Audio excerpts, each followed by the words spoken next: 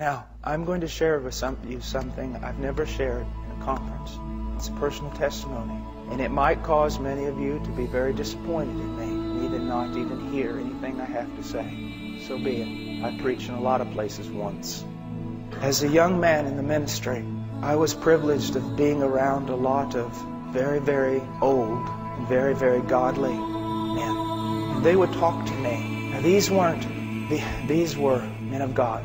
Baptist, very staunch, Reformed, some of them. People not given to enthusiasm or emotions or any other thing like that. Sound men. But they would talk to me about the power of God. They would talk to me about the presence of God. Not as men quoting stories that they had read, but men who themselves had seen with their own eyes the working of God. And I would go out on the streets in Austin, Texas and preach. I was afraid. There was no boldness. There was no power. There was nothing. But I would always hear the voices of these old men.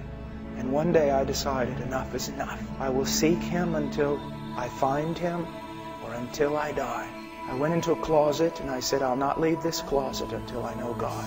15 minutes later, I fell asleep. My roommates came home and found me in the closet. So I took an alarm clock with me. And please, I'm not saying this for any other reason except I feel like I'm supposed to. Took an alarm clock with me. Set it for every 15 minutes. I'd pray for maybe 5 or 10 minutes. Fall asleep.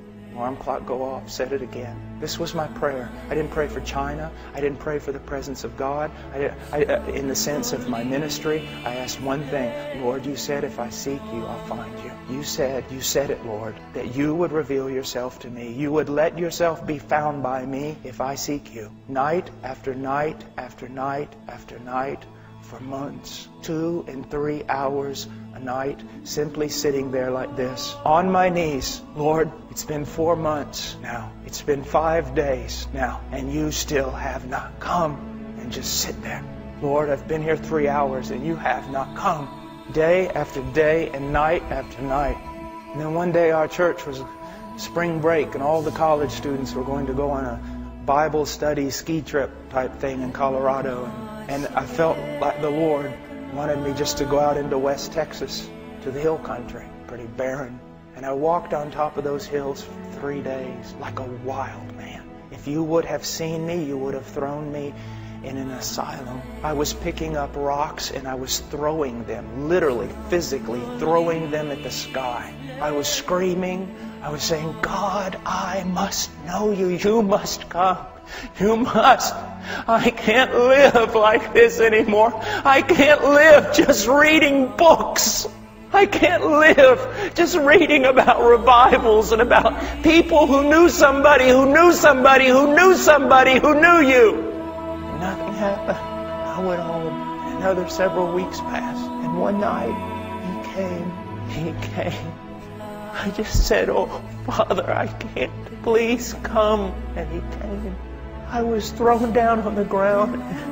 I don't know how long in a fetal position, covering my head, thinking, God's come to kill me. The presence of God, in a way that in 1 second, more of my sin and my need and His glory and power was revealed.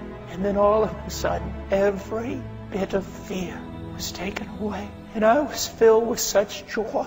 And my mouth shot open. Now don't be afraid.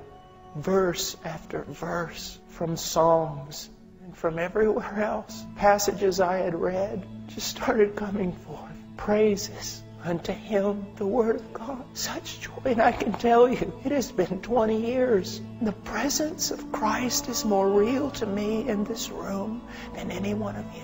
And one of the things that is so bad today is many of you men here, you also have known the presence of Christ. But now most of your prayer life is nothing but praying just a little and then just realizing He hasn't come and getting up and walking away instead of staying there until He does. It's just prayer of going through the motions. You want holiness in your life? Run to Him.